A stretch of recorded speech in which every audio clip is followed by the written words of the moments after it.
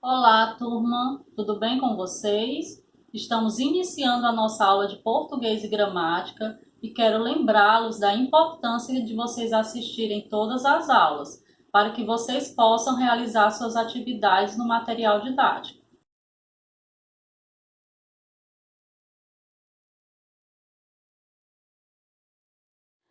Hoje estudaremos um pouco sobre interpretação textual, faremos a leitura de um texto e depois vamos responder alguns questionamentos sobre ele.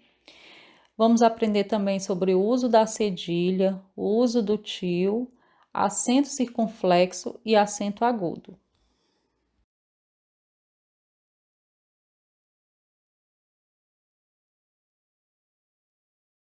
Aqui está o nosso texto. O medão do alemão. O porão do casarão do João era escuro e assustador. Era só abrir o portão, entrar e levar um escorregão sem explicação. João desafiou o alemão a entrar e sair sem levar nenhum tropeção. Quando o alemão abriu o portão, viu um cão feroz que saiu de trás do botijão. O medão do alemão foi tanto que ele deu um forte grito e saiu correndo, tomando aquele escorregão. Com a expressão do seu rosto mudado, disse a João: você tinha razão. Clélia Márcia.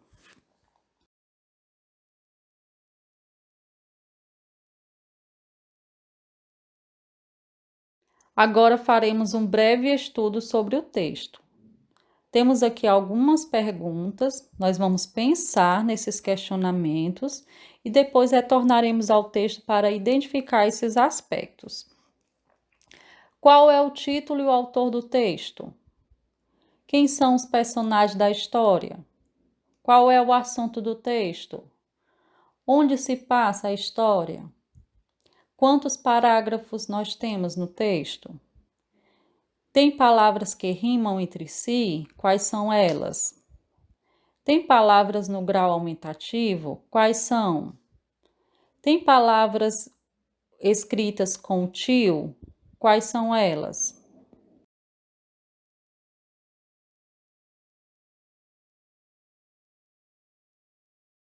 De volta ao texto, vamos localizar informações que respondem às perguntas. Primeiro, qual é o título e o autor do texto? Temos aqui destacado em vermelho O Medão do Alemão e a autora Clélia Márcia. Quem são os personagens da história? João e o Alemão, está destacado de verde. Qual é o assunto do texto? Geralmente, nós temos essa informação no próprio título do texto. Nesse caso, nós podemos dizer que é o medo do alemão ou suspense no porão. As duas opções estão corretas. Onde se passa a história? Se passa no porão da casa do João, mais especificamente no porão. Quantos parágrafos nós temos no texto? Está aqui enumerado, temos 6 parágrafos. Temos palavras que rimam entre si? Palavras que rimam são palavras que têm o mesmo som. Temos sim, muitas palavras que rimam. Alemão rima com portão, medão rima com razão, João rima com alemão. Temos palavras no grau aumentativo? Sim. Casarão é o aumentativo de casa. Tropeção é o aumentativo de tropeço. Temos palavras escritas com tio. Todas essas palavras que estão em destaque, né, com essas cores, exceto o nome da autora, são palavras que são escritas com o uso do tio, ok?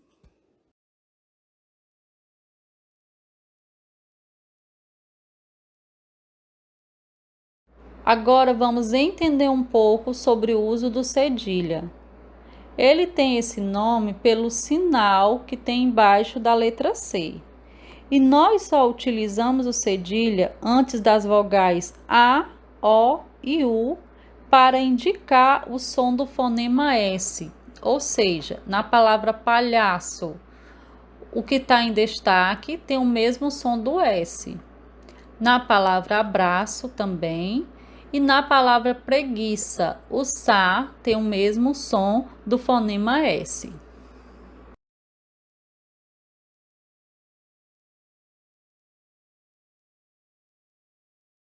E sobre o tio, que parece a letra S deitada, é importante saber que ele é um sinal e não um acento.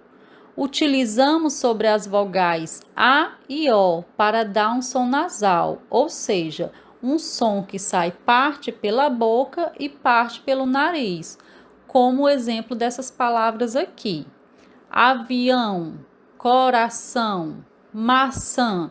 Quando pronunciamos essas palavras, parte desse som sai pela boca e parte pelo nariz.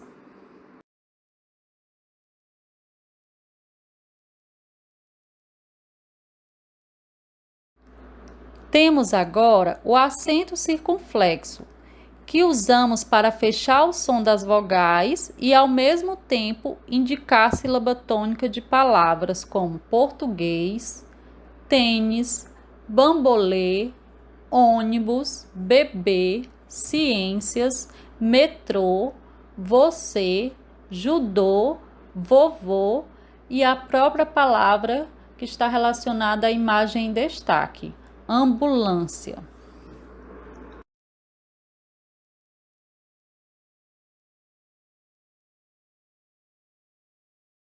Diferente do acento circunflexo, que é usado para marcar o som fechado, o acento agudo é usado para marcar o som aberto das vogais A e E indicar a sílaba tônica em A, E, I, O e U. Como no exemplo aqui da palavra vírus, o acento agudo foi utilizado e abre o som da palavra vírus na sílaba vi. Máscara e família. Percebem que o acento faz com que o som dessa palavra, naquela sílaba específica, seja pronunciado de forma mais aberta.